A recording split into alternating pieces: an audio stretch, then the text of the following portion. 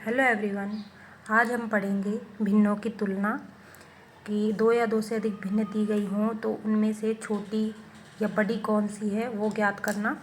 तो सबसे पहले है यहाँ पे, यदि भिन्नों का हर समान हो तो बड़े अंश वाली भिन्न बड़ी होती है और छोटे अंश वाली भिन्न हमेशा छोटी होती है।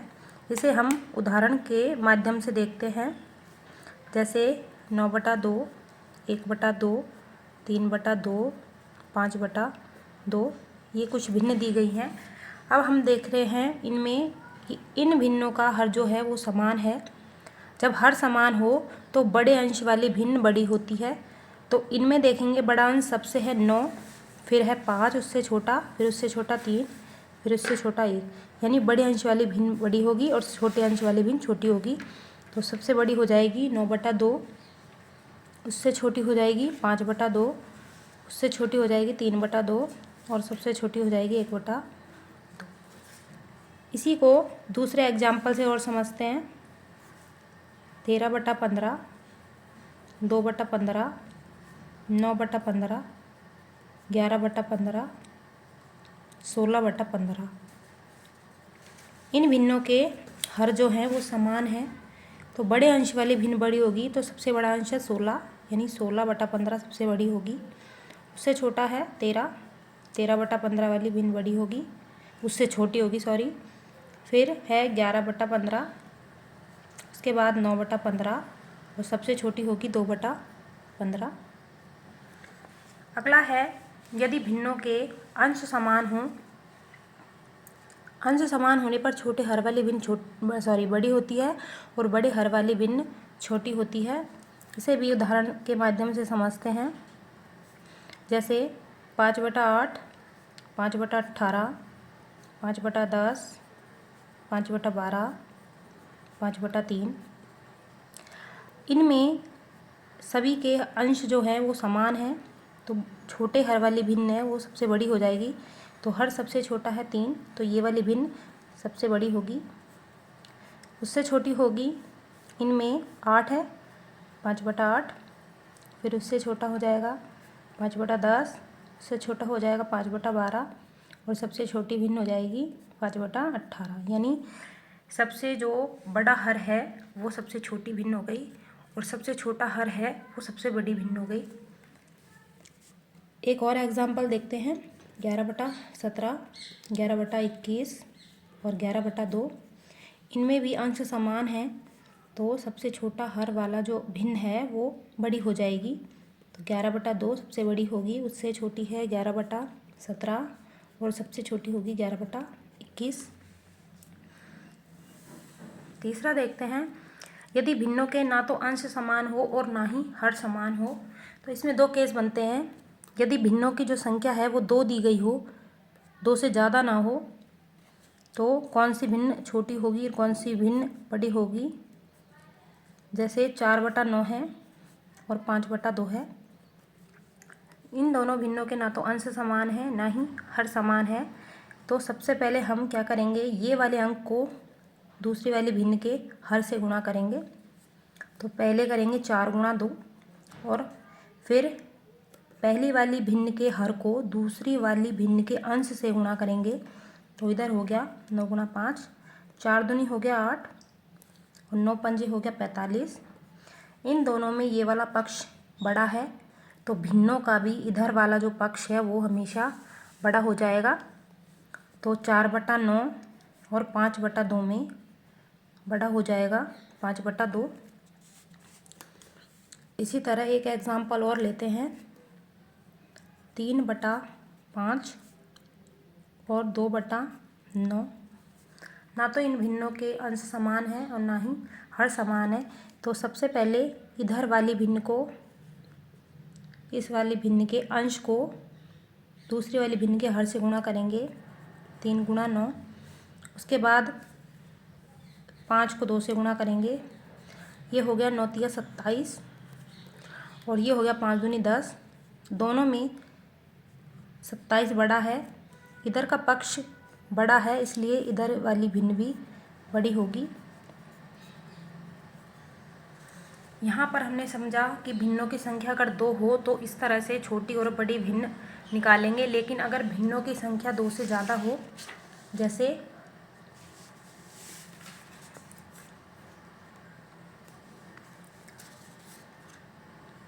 7/5 है, 1/2, 3/4, 2/3, इस तरह से ये भिन्न है। इनके ना तो अंश समान है ना ही हर समान है।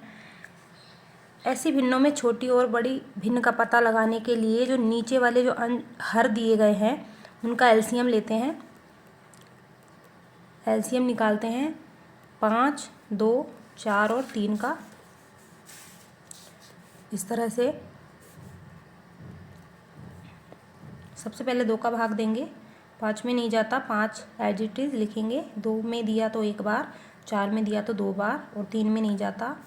फिर वापस 2 का देंगे, 5 में नहीं जाता, 1 में नहीं जाता, 2 में 1 बार गया, 3 में, फिर 3 का देंगे, 3 का भाग 5 में नहीं जाता और 3 का भाग 3 में 1 बार गया, 5 का देंगे। भाग जब तक देना है जब तक 1 1 ना आ जाए। इन सबको गुणा करेंगे, 5 दिया 15, 15 दूनी 30, 30 दूनी 60, एलसीएम हो गया 60। अब ये भिन्नों के जो हर हैं उनको 60 बनाने के लिए इसको कितने से गुणा करना पड़ेगा? 12 से। 12 से ही ऊपर गुणा करेंगे तो ये हो गया 12 संते 84 और ये हो गया 12 पंजे 60। इसी तरह 1/2 है, इसमें हर को 60 बनाने के लिए 30 से गुणा करेंगे और ऊपर भी 30 से ही गुणा करेंगे तो ये हो गया 30 एकम 30, 30 दूनी 60। उसके बाद है 3/4। इस वाले भिन्न के हर को 60 बनाने के लिए 15 से गुणा करेंगे, 15 से ही ऊपर गुणा करेंगे तो ये हो गया 15 × 45, 15 चौके 60। अगली वाली भिन्न को भी इसके हर को भी 60 बनाने के लिए 20 से गुणा करेंगे और 20 से ही ऊपर गुणा करेंगे तो यहाँ हो गया 20 दूनी 40 और 30 दूनी 60। अब देखेंगे इन भिन्नों को हमने ऐसी भिन्नों में बदल दिया है जिनके हर क्या हो गए हैं? बराबर।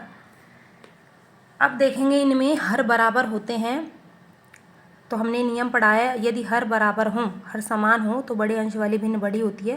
तो सबसे बड़ा अंश है ये वाला 84, तो इसके संगत भिन्न ये है तो ये सबसे बड़ी हो जाएगी। उससे छोटा है 45/60, ये वाली भिन्न के संगत 3/4, उससे छोटी हो जाएगी। उससे छोटी हो जाएगी 40/60 के संगत भिन्न है 2/3 और सबसे छोटी हो जाएगी 1/2। इस तरह से हम भिन्नों की संख्या अगर 2 से अधिक दी हो तो इस तरह से निकालते हैं। इसी को एक और उदाहरण से समझते हैं। जैसे 2/5, 3/2, 1/9। क्या करेंगे? सबसे पहले इन भिन्नों के ना तो अंश समान है ना ही हर समान है तो सबसे पहले इनके हरों का एलसीएम लेंगे, 5, 2 और 9 का।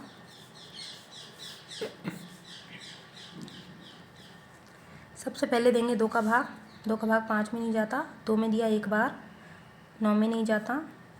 अब 3 का देंगे, 3 का 5 में नहीं जाता, इसमें दिया तो 3 बार, 5 में नहीं जाता 1 बार, तो 3 में दिया 1 बार। अब 5 का 1 बार गया तो इनको गुणा करेंगे, 5 दिया 15, 15 दिया 45, 45 दूनी 90,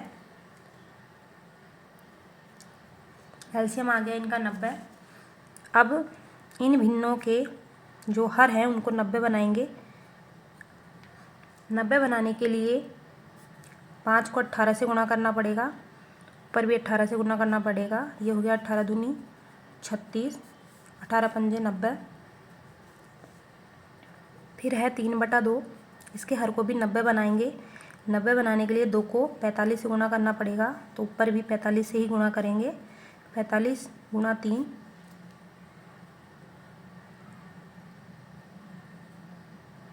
135, ये हो गया 45 दूनी 90। फिर 1/9, इसके हर को भी 90 बनाने के लिए 10 से गुणा करेंगे, ऊपर और नीचे। 10 गुणा 1 10, 10 गुणा 9 90। अब इन भिन्नों को हमने इस तरह के भिन्नों में बदला है जिनके हर समान हो गए। अब हर समान है तो बड़े अंश वाली भिन्न बड़ी होगी और छोटे अंश वाली भिन्न छोटी होगी। तो सबसे बड़ा अंश ये वाला है, इसके संगत ये भिन्न सबसे बड़ी होगी, उससे छोटा ये, इसके संगत भिन्न ये बड़ी छोटी होगी उससे। फिर सबसे छोटा है ये, तो इसके संगत भिन्न ये सबसे छोटी होगी। तो आज हमने पढ़ा कि किस तरह से भिन्नों की तुलना की जाती है।